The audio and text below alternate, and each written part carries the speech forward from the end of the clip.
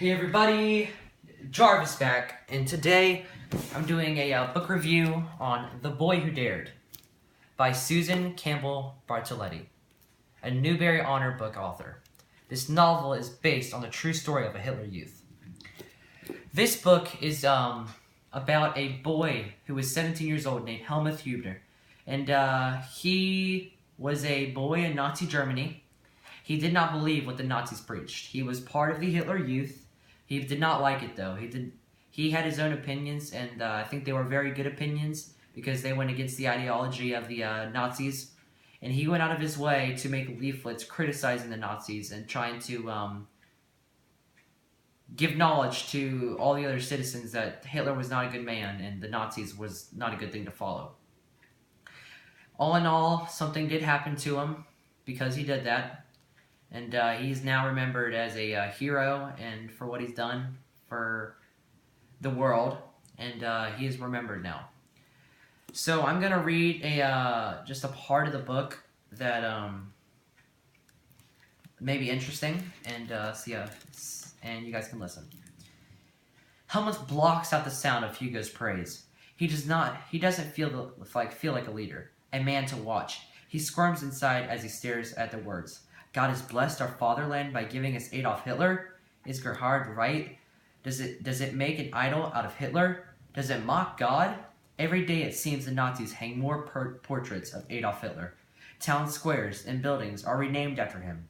They evoke his name in praise and even in prayers, giving thanks to the Fuhrer for getting Germany back on its feet, for jobs, for the new factories, the produce, everything that tanks and airplanes and guns to the cheap people's radio.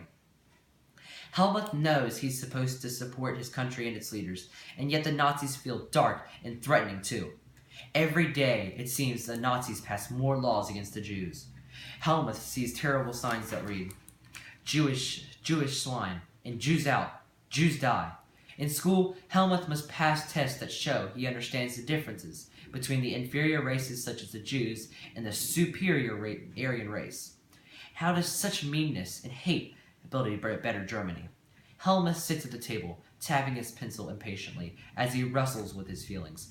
Finally, he pushes them down and begins to write. He doesn't think about the meaning behind the words, just writes. Writes what Herr Vink wants to hear. Writes what will earn a high mark. The inside of Helmut's head feels like a crashing cymbals. The words, the sentences, waver, bang apart, come back together again, until at last he's finished. He stares at the handwritten pages and feels worse than a coward. He feels like a traitor. A traitor to his brother, but mostly a traitor to himself. A traitor to his true feelings. That night, Gerhard's side of the bed remains empty. Helmut turns on his stomach, then flops back again. Thinks about Gerhard and how he is of everything. Even what he wants to do with his life. As Helmut drifts off to sleep, he wonders about his own future and what he has put on this earth to do. Several days later, Vink returns with the graded essays. Helmut has earned a high mark, with only a brief comment, well done. He stuffs the essay into his satchel and heads home. The satchel feels heavy, but not from the weight of the books. It is heavy from the weight of the graded paper, the weight of Vink's praise.